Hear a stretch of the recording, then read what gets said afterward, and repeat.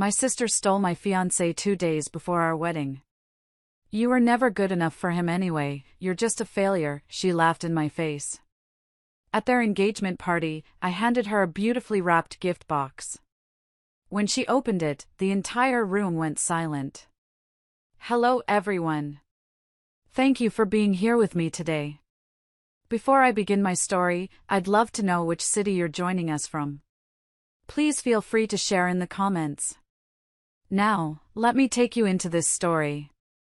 Looking back, the signs were all there, scattered like bright red flags through the landscape of my life. I just chose to believe they were decorations. My little sister, Chloe, was born sparkling.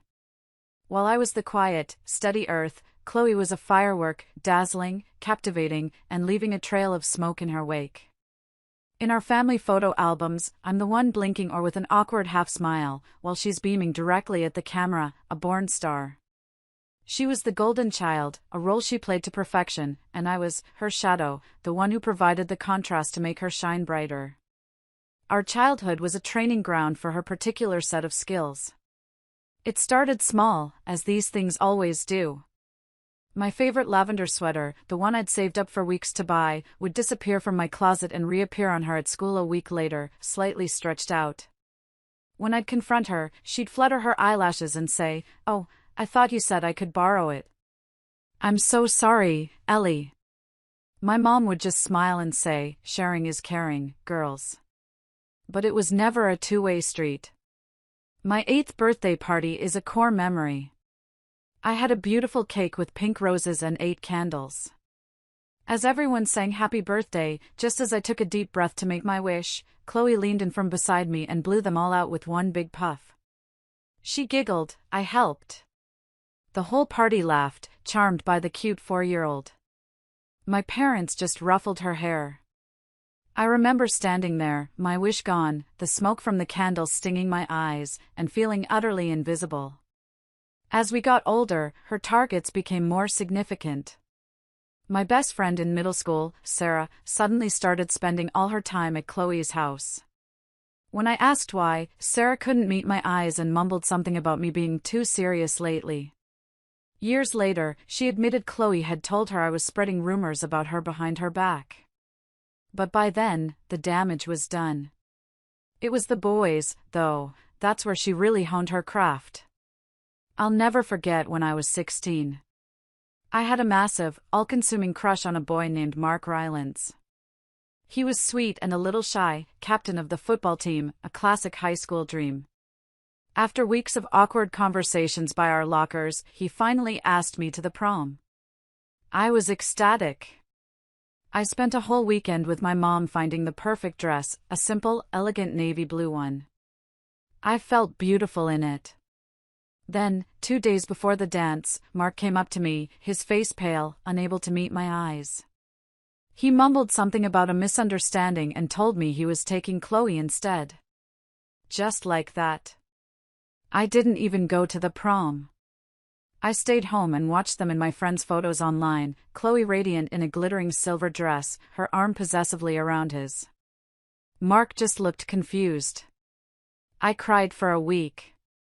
My mom's response was the familiar refrain, "Oh, honey, Chloe doesn't mean to hurt you. She just has this magnetic personality. Boys are drawn to her."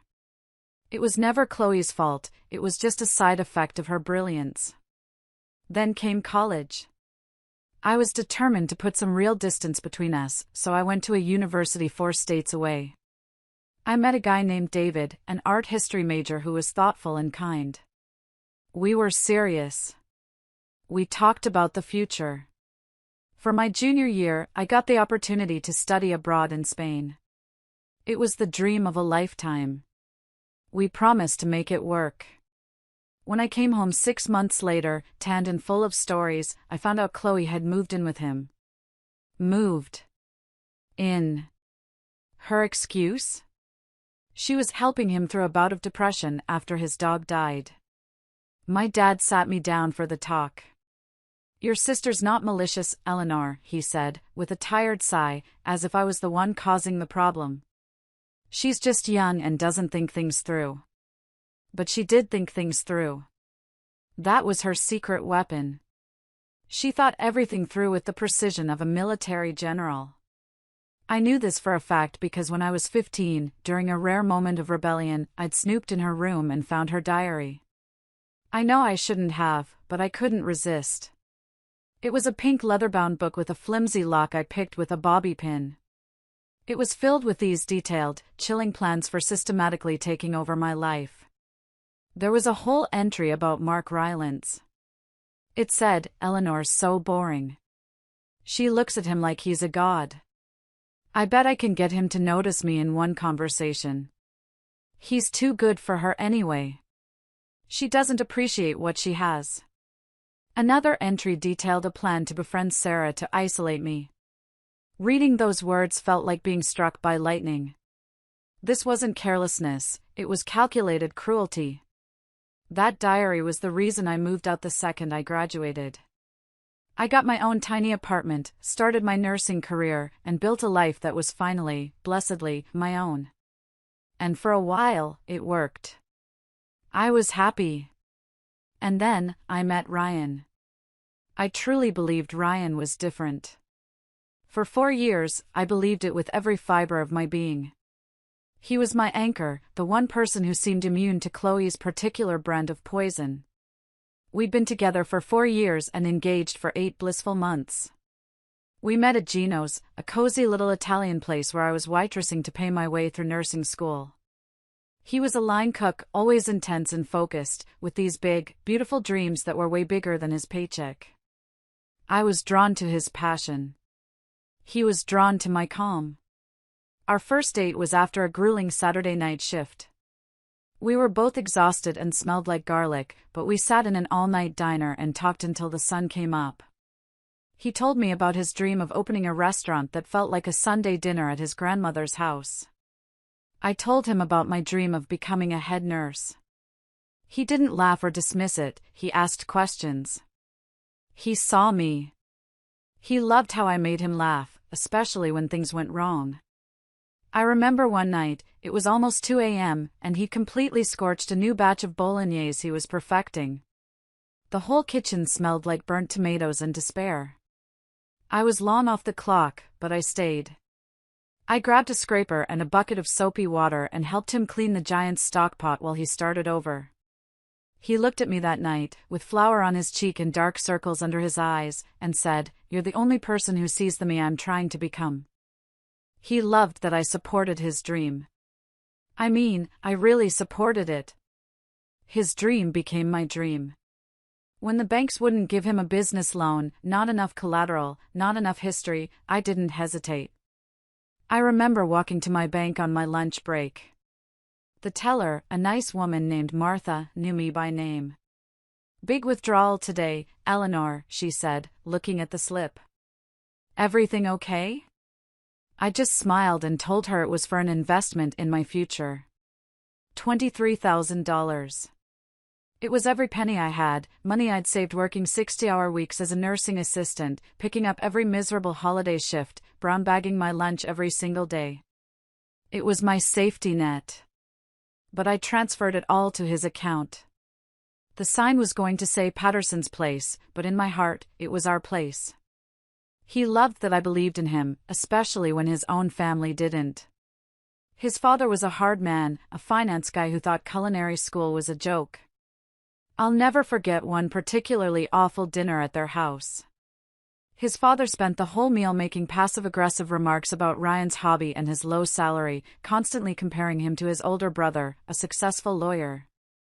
Ryan just sat there, shrinking with every comment. On the drive home, he was silent. I pulled the car over, turned to him, and said, "Your passion is a gift. Don't you ever let him make you feel small for it." He broke down and cried. I just held him. I was his rock. And Ryan, he saw Chloe. The first time he met her, she laid the charm on thick. After she left, he turned to me and said, "She's a lot." "Is she always on?" He'd been there during family dinners when she'd flirt shamelessly with my cousin's husband. He'd roll his eyes and whisper, "Your sister is exhausting. I don't know how you put up with her constant drama."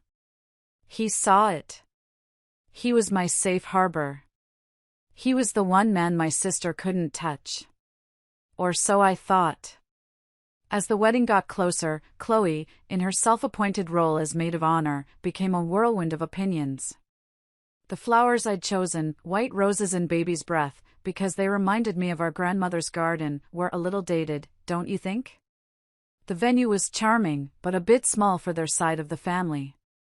She was an expert at planting seeds of doubt with a sweet smile.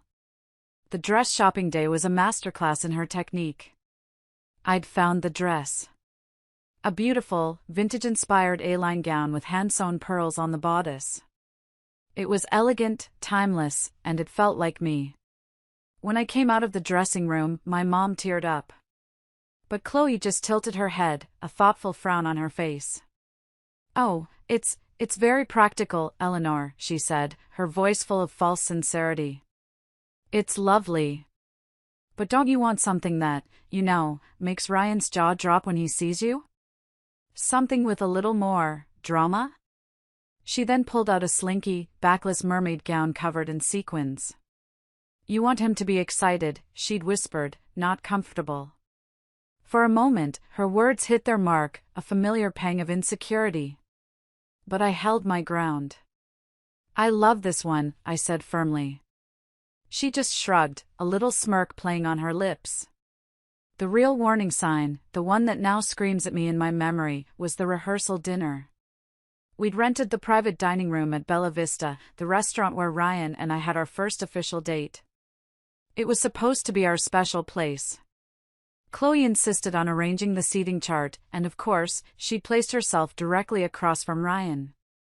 "It's the best spot for photos," she'd chirped. Throughout the entire dinner, she was a performance artist. She'd lean forward when Ryan spoke, her dress dipping low. She'd laugh just a little too loud at his jokes, a high-pitched, tinkling sound that grated on my nerves. She'd touch his arm when making a point about the wedding timeline, a casual, lingering touch that was anything but. I felt a knot tightening in my stomach. Ryan caught my eye from across the table and gave me a small, almost imperceptible shrug, as if to say, "What can you do?" He leaned over later and whispered, "She's just excited for you. Chloe's always been dramatic." Then came her maid of honor speech. She stood up, tears already welling in her perfect blue eyes. "Eleanor has always been my role model," she began, her voice cracking. "She's taught me about loyalty, about supporting the people you love no matter what." She looked at Ryan, a single tear tracing a path down her cheek. And when Ryan came into her life, I saw my sister transform into the happiest version of herself. "Ryan, you're getting someone who will fight for your dreams, who will stand by you through anything." She raised her glass, her hand trembling. "To Eleanor and Ryan," she choked out. "May you always choose each other first, no matter what challenges come your way." The room burst into applause. Ryan kissed my cheek and whispered, "See? Your sister really loves you." And in that moment, under the warm glow of the chandeliers, surrounded by everyone we loved, I let myself believe it. I felt a wave of guilt for ever doubting her. She was just being Chloe. Dramatic, over the top, but my sister. It was 5 a.m., 2 days before the wedding. I was wide awake. My mind was a checklist on a loop. Caterer confirmed? Check. Rings with the best man? Check. Photographer knows about the special shot at one of our parents' wedding rings next to ours? Check. I gave up on sleep and had a sweet idea. I'd surprise Ryan with coffee and bagels from his favorite 24-hour diner. One last quiet morning together as an unmarried couple. I remember humming as I drove through the quiet, misty streets. The world was still asleep. I felt a surge of pure, uncomplicated happiness. In just over 48 hours, I'd be Mrs. Patterson. I'd have the family I'd always dreamed of, a man who chose me, first and always. My key turned in his lock, the same familiar click it had made hundreds of times before. The apartment was above Mrs. Chen's flower shop, and it always faintly smelled of roses. I pushed the door open quietly, balancing the coffee and the bag of bagels. Honey, I'm home. The words died in my throat. The smell wasn't roses. It was stale champagne and a heavy, sweet perfume I didn't recognize. And then I saw them.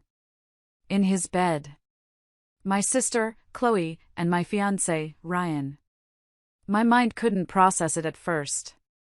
It was like a scene from a movie, blurry and unreal. But then the details snapped into focus, each one a separate, agonizing stab wound. Chloe was wearing the white silk lingerie I'd bought for our honeymoon. The $300 set of delicate lace from the boutique she had personally recommended. It was tangled around her ankles. And the engagement ring, the one I'd watched him save for, working double shifts for 8 months, it was sitting on the nightstand, gleaming next to 2 empty champagne glasses and a half-eaten container of takeout from Russo's, the Italian place where we'd celebrated our 6-month anniversary. Chloe saw me first. And in her eyes, I saw no shame. No surprise. No regret. I saw triumph. She'd been waiting for this moment. She had planned for it. I was just going to tell you, she said, her voice smooth as glass. She sat up slowly, the sheet pooling around her waist, not even bothering to cover herself. Ryan realized he chose the wrong sister. Ryan scrambled for his boxers, his face a blotchy, cartoonish red of shame and panic. Sweat beaded on his forehead. Eleanor, he stammered, his voice cracking. This isn't what it looks like. It just happened. I was confused. I still love you, I swear. It was the most cliché, most pathetic lie a man could possibly utter. Chloe wasn't having it. She cut him off with a laugh, a sound so cold and sharp it could have cut glass. It was the same laugh she'd used when she told our parents I'd broken Mom's antique vase when we were 12. It was her victory laugh. Stop pretending you're sorry, Ryan, she said, her voice dripping with contempt as she swung her legs over the side of the bed. We've been planning this for months. Tell her about the hotel room in Vegas when you went for that restaurant conference. My knees almost buckled. The Vegas conference. That was 7 months ago. He had been so distant when he got back, claiming he was stressed about work and the pressures of the convention. I had coddled him, made him his favorite dinner, told him everything would be okay. Tell her about Christmas, Chloe continued, her voice getting stronger, more confident with every word that tore my world apart. When you said my name in your sleep. I was in the guest room next to yours, I heard everything. Tell her about last week, when you told me you wished you'd met me first. Last week. He'd been working late every single night. He came home smelling of that perfume, the one he said was from a new waitress. I had believed him. I had trusted him. And tell her about the loan, Chloe said, delivering the final, fatal blow. The real reason you needed the money so badly. Tell her how you're planning to use her savings to open a restaurant with me instead. The room spun. My $23,000. My life savings. My dream. Our dream. It was all a lie, a carefully constructed stage play where I was the unknowing fool. Chloe, stop, Ryan pleaded weakly, but she was on a roll now, enjoying her moment, destroying 2 lives with a smile on her face. Tell her about the apartment we looked at last week, she snarled. The one with the big kitchen and the garden view. Tell her how we've been planning to leave right after the wedding. Take her money and start fresh in Portland. Portland. He had mentioned Portland a few weeks ago, claiming a chef friend had offered him a great opportunity. I had encouraged him to consider it. I thought it might be a wonderful new start for us. 4 months. While I was addressing invitations until my fingers cramped, while I was tasting wedding cakes and picking out centerpieces, they were planning my utter destruction. Every late night, every cancelled date, every secret phone call, it all clicked into place in one horrifying, crystal-clear moment. I didn't scream. I didn't cry. I didn't throw things. I just looked at them, two pathetic, naked people in a messy bed, and I felt nothing. The love, the hope, the future, it all just evaporated, leaving a cold, empty void. I turned around. "Eleanor, please," Ryan shouted from his window as I walked down the narrow stairs. "Let me explain." I didn't look back. I got in my car and put it in drive, watching him in my rearview mirror, a half-naked, desperate man standing in a window, his life, and my old life, about to implode. I drove aimlessly for hours, the bag of cold bagels sitting on the passenger seat like a sad reminder of the morning I was supposed to have.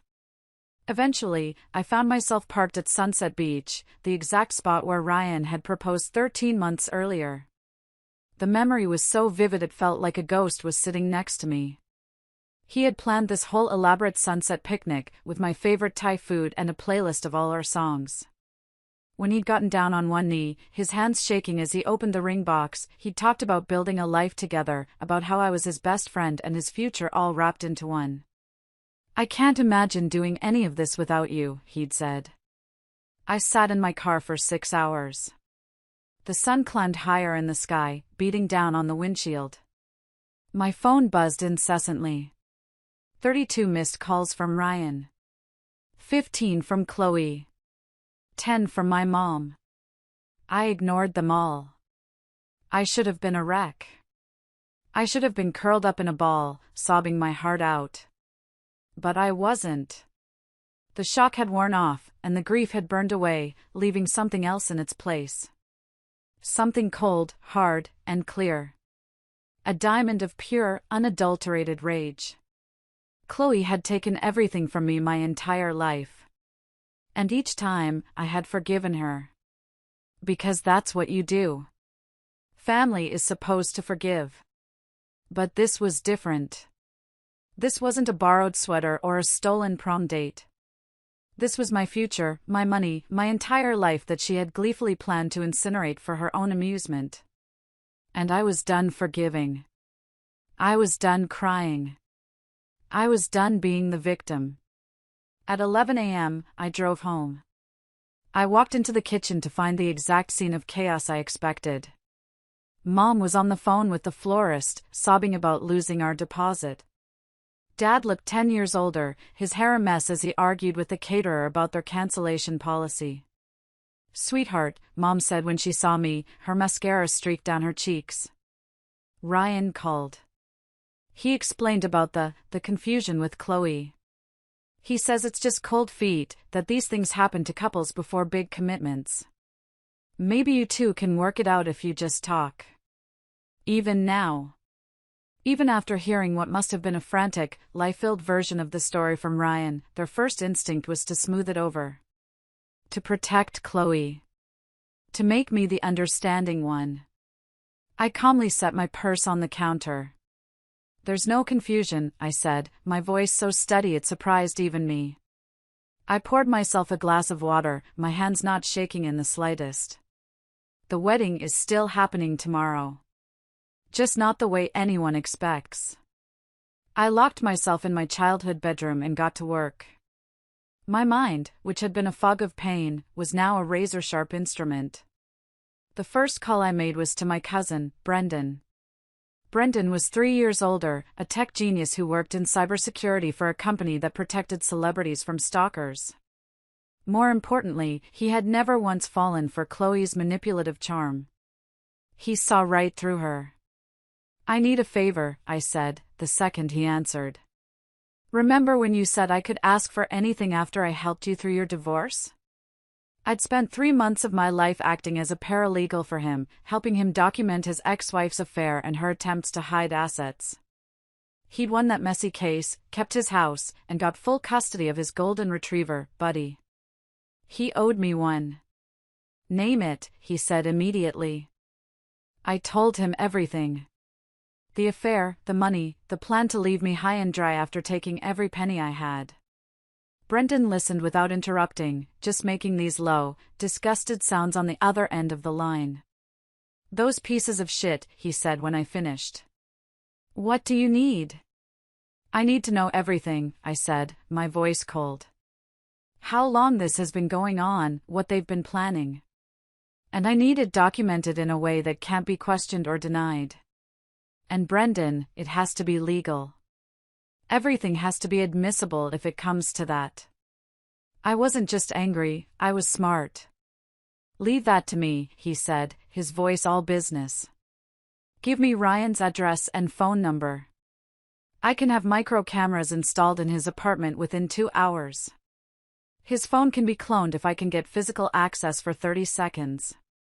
His apartment building doesn't have security cameras in the hallways, right? I'll pose as a cable repair guy. Half the buildings in that neighborhood have been having internet issues this week. It's the perfect cover. Do it, I said. Everything. Consider it done, he replied. They messed with the wrong family, Eleanor. I felt the first flicker of something that wasn't pain. It was power. My second call was to Chelsea Morrison, the wedding photographer Chloe had so enthusiastically recommended. I found her website. It was full of artsy, black and white photos and gushing testimonials from brides praising her ability to document the real story of their special day. Perfect. Chelsea, this is Eleanor Richardson, I said when she answered, her voice bubbly. You're photographing my wedding tomorrow. Oh my God, Eleanor, I'm so excited. Chloe's told me so much about you. Are you having pre-wedding jitters? You sound a little stressed. So, Chloe had been priming her. Laying the groundwork. Actually, I said, keeping my voice perfectly even, I'm calling because there's been a change in plans. I have a very specific shot list for tomorrow, and I need to know you're willing to capture some unconventional moments. Of course. That's my specialty. I pride myself on getting the shots other photographers miss. What did you have in mind? I need you to document everything that happens tomorrow. Everything, I repeated, letting the word hang in the air. Even if it seems inappropriate or uncomfortable. Especially if it seems inappropriate or uncomfortable. I want the raw, authentic truth of the day. Can you do that? There was a short pause. Then she said, conspiratorially, Chloe mentioned you might want some dramatic shots. She said you're really into authentic storytelling. I'm totally on board. Should I bring extra memory cards? The audacity. Chloe had been setting this up for a while, hiring her own friend to get front row seats to my public humiliation. The irony was so thick I could taste it. Bring everything you have, I said. And Chelsea, there might be some video components to tomorrow's event. Are you comfortable with live streaming? Absolutely. I do a lot of social media integration. Will this be going on Instagram stories or Facebook Live? Something like that, I said. One more thing. This conversation stays between us. The surprise won't work otherwise. Your secret's safe with me, she chirped. Chloe always said you were more creative than people give you credit for. Oh, she had no idea. The final call was the hardest. My hand was shaking as I dialed the number for Ryan's mother, Patricia Patterson. Mrs. Patterson and I had always had a warm relationship, but this was different. I was about to blow up her son's life. She was a devout, old-school Baptist with a very strong moral compass. And she had never liked Chloe. Not one bit. After our engagement party, where Chloe had shamelessly flirted with Ryan's married older brother while his wife was in the bathroom, Mrs. Patterson had pulled me aside and called her that manipulative little peacock. What's wrong, dear? She asked the moment she answered, her voice instantly laced with concern. You sound upset. I took a deep breath and the story came tumbling out. I told her everything. About finding them together in bed. About the months of lies, the stolen money, the plan to humiliate me and disappear to Portland with my life savings. The silence on the other end of the line stretched so long I thought she'd hung up. Then I heard her whisper, her voice trembling with a rage that matched my own. Those sinful children. Her voice cracked as she spoke. After everything you've done for that boy, after you supported him when his own father called him a worthless dreamer, after you stood by him. Mrs. Patterson, I interrupted gently. I have a plan. But I need your help. Tell me what you need, sweetheart, she said, her voice turning to steel. That boy has been heading for a fall his whole life, and Chloe is exactly the kind of woman who will drag him straight to hell. I've been waiting 30 years to put someone like her in her place. I explained my plan in detail. She listened, occasionally making these little humming sounds of approval. You sure this is legal? She asked when I finished. Brendan's handling the technical aspects, I assured her. Everything will be documented properly. Technically, I'm not doing anything except allowing the truth to come out at my own wedding. Good, she said. Ryan needs to learn that actions have consequences. And that girl needs to understand that not everyone will just roll over and let her take what she wants. There's one more thing, I said, my voice low. I need you to make sure Ryan shows up tomorrow. If he tries to run, or cancel, this won't work. A grim chuckle came through the phone. Oh, he'll be there, Mrs. Patterson said, her voice dark. I'll make sure of it. I will call him and tell him you're willing to talk things through at the altar. That you're willing to forgive him. That boy owes you an explanation in front of everyone who came to support you. The least he can do is face the music. With my 3 key players in place, I finally allowed myself to breathe. The trap was set. The morning of my wedding, I woke up at 6 a.m. feeling a strange sense of calm. The storm inside me had passed, leaving a quiet, focused resolve. My phone buzzed. It was a text from Chloe. Ryan told me everything. I'm so sorry, sis. I never meant for this to happen. Can we talk before the ceremony? I need to explain. Even now, she was lying. Planning to manipulate me one last time, probably hoping to convince me to quietly cancel everything and slink away in shame while she and Ryan rode off into the sunset with my money. I texted back, of course. See you at the church. We'll have plenty of time to talk. At 8 a.m., my hair and makeup team arrived. I sat in the chair, sipping chamomile tea, as they worked around me. Sarah, my makeup artist, seemed surprised by my demeanor. You seem really zen for a bride, she said while applying my foundation. Usually, by now, they're crying or yelling or both. I just smiled at my reflection. I'm exactly where I need to be, I said, and it was the truest thing I'd ever said. I arrived at St. Mary's Catholic Church in my beautiful, practical, A-line wedding dress. I saw Ryan's college roommates laughing in the parking lot, adjusting their ties. I saw my nursing school friends clustered near the entrance, admiring the flower arrangements I'd spent months selecting. And there, in the bridal suite, was Chloe. She was wearing the sapphire bridesmaid dress that cost me $400, fidgeting with her hair and checking her reflection obsessively. She looked nervous for the first time in her life. Eleanor, I need to explain, she said, jumping up as I walked in. No explanation needed, I said, my voice gentle. I walked over to her and adjusted a stray piece of her hair. You want Ryan?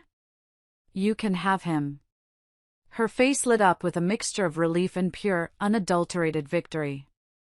It was the same expression she'd worn when she convinced our parents to give her my much larger bedroom when I left for college. Really? You're not mad? How could I be mad?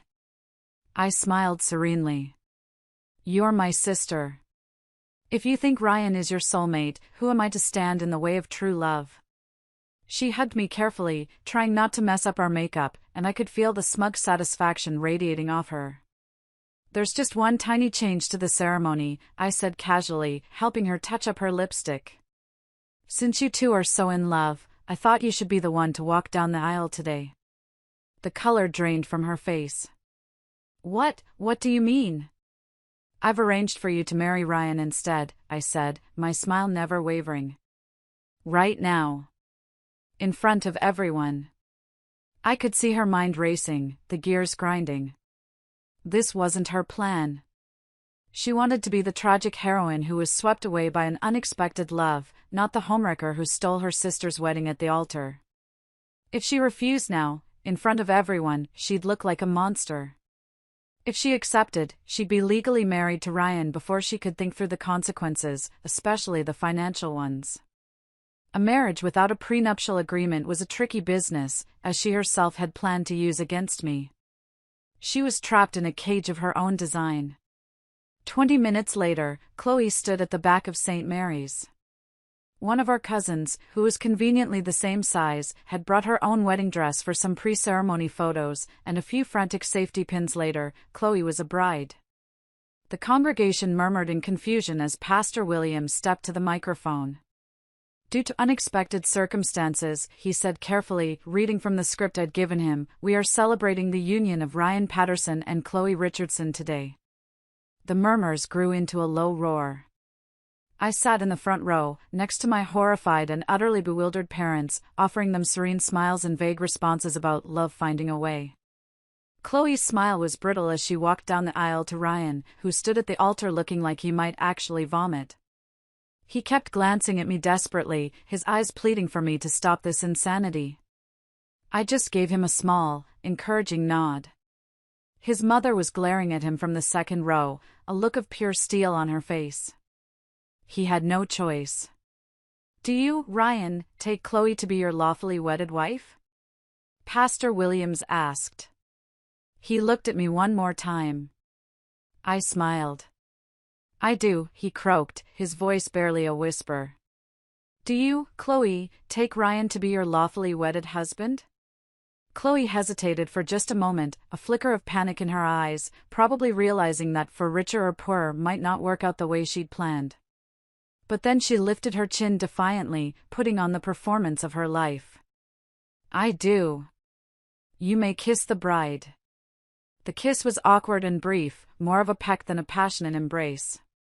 Chelsea, the photographer, snapped away enthusiastically, just as I'd requested, capturing every uncomfortable expression, every confused glance. It was perfect. During the cocktail hour, I was the perfect, gracious sister. I moved through the crowd, explaining that love had simply found a different path, that I was thrilled for them. At the reception, they sat at the head table, looking increasingly uncomfortable as the reality of being legally and financially bound to each other, with no prenup, set in. And then, after the salmon with lemon caper sauce had been cleared, it was time for my wedding gift. Before we cut the cake, I announced, tapping my champagne glass with a knife, I have a special surprise for the happy couple. The room quieted. Ryan and Chloe looked confused but expectant, probably thinking I was about to give some tearful speech about true love. The lights dimmed. A large screen descended from the ceiling. As most of you know, I continued, my voice clear and steady, Chloe and Ryan's love story has been developing for quite some time. I thought it would be wonderful to share that journey with all of you.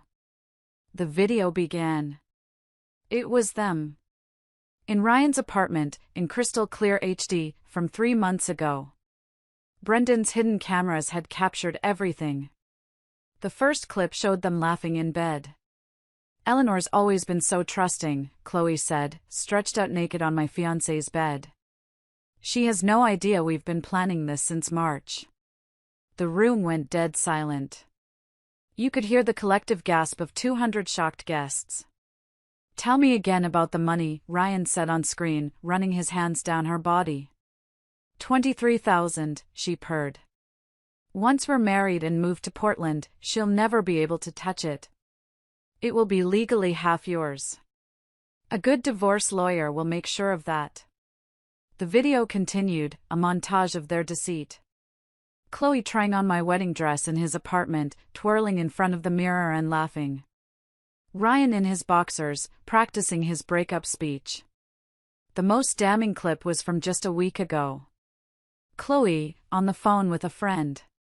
Eleanor's always been pathetic, she said, her voice full of scorn. She'll probably beg Ryan to take her back. She's too spineless to fight for anything. When the video ended, the screen went black. I stood up with the microphone, my expression calm and pleasant. "Surprise," I said brightly. "If you've listened this far, please do me a huge favor and hit that like button and comment the number 1 down below. It lets me know you're here with me on this journey. Your support means the world and encourages me to keep going. Just type the number 1 and then listen to what happened next." The room erupted. It was pure, beautiful chaos. Guests were standing up, some throwing their napkins on the table in disgust. Ryan's groomsmen looked like they wanted to physically fight him. Mrs. Patterson was already on her feet, walking out, her face a mask of cold fury. My own parents sat frozen, their faces pale with horror and, for the first time, shame. But I wasn't finished. "One more gift," I announced into the microphone as the chaos swirled. From his corner table, Brendan stood up and nodded. At that exact moment, every phone in the room buzzed with the same text message. It was a link to a private website where the full, unedited video was posted, along with screenshots of every text message they had ever sent each other planning my financial and emotional ruin. "Just so everyone can remember this special day," I said sweetly. "And Chloe, sweetheart, you might want to check your social media. I've already tagged everyone we know. The hashtag is #OurSisterlyLove. Feel free to share." Chloe looked at her phone and let out a blood-curdling scream. The video was spreading across Facebook, Instagram, and TikTok faster than she could delete notifications. Brendan had made sure it would be impossible to remove. "You're insane," Ryan finally yelled, his face purple with rage. "We can get this marriage annulled." "Actually," I said, pulling a thick folder of legal documents from under my chair that Brendan had helped me prepare. "You can't. You're both over 18, mentally competent, and said I do in front of 200 witnesses. In this state, consummation isn't required for a legal marriage, and there's no evidence of coercion. Congratulations. You're stuck with each other. This is revenge porn." Chloe shrieked, pointing at the screen where her naked image had been paused. "I'll sue you for everything you have." Brendan stepped forward, addressing the room like he was giving a legal presentation. "Actually, you can't," he announced calmly. "Everything was filmed in spaces where you had no legal expectation of privacy. Ryan's lease, which he signed 3 months ago, specifically mentions security cameras in common areas and gives management access for maintenance. The building management company installed them legally. As for the church, that was a public event that you both consented to have filmed." He held up a stack of papers. "Everything is perfectly legal. I have the permits, the consent forms, and the legal opinions to prove it." They were utterly defeated. Ryan grabbed Chloe's arm, his knuckles white. "We're leaving." "Good idea," I said cheerfully. "Your honeymoon suite at the Hilton is already paid for. Non-refundable, unfortunately. I got you the penthouse package with champagne and rose petals. I thought you'd appreciate the irony." They fled through the kitchen to avoid the angry guests, a symphony of shrieks and accusations following them. "This is all your fault," she shrieked. "You said she was stupid. You said she'd never fight back." He yelled back, "You're the one who wanted her money." They disappeared into the parking lot, leaving behind a room full of stunned guests, abandoned wedding gifts, and a 3-tier cake that would go untouched. A year passed. A long, quiet, healing year. The story of the wedding went viral in our community and beyond. Chloe and Ryan became local legends, but for all the wrong reasons. They were still married, trapped in a union born of greed and deceit, because neither could afford a divorce lawyer to fight the other. Their reputations were destroyed. Their careers were in ashes. The video followed them everywhere. Ryan's investors had pulled out the day after the wedding. Chloe was fired from her job at a conservative law firm for behavior inconsistent with the firm's Christian principles. They moved to 3 different states, but in the age of the internet, you can't outrun your past. Someone would always recognize them. The last I heard, Chloe had legally changed her name and was working as a cashier at a gas station in Wyoming. Ryan was washing dishes at a truck stop diner, his dreams of Patterson's place permanently destroyed. 3 months after the wedding I got a text from Chloe. "I want a divorce. Ryan's a nightmare. Please help me. I'll pay back the money." I screenshotted it and posted it on social media with the caption, "Some people never learn." P.S. What money? You mean the money you married him for? The comments were brutal. As for me?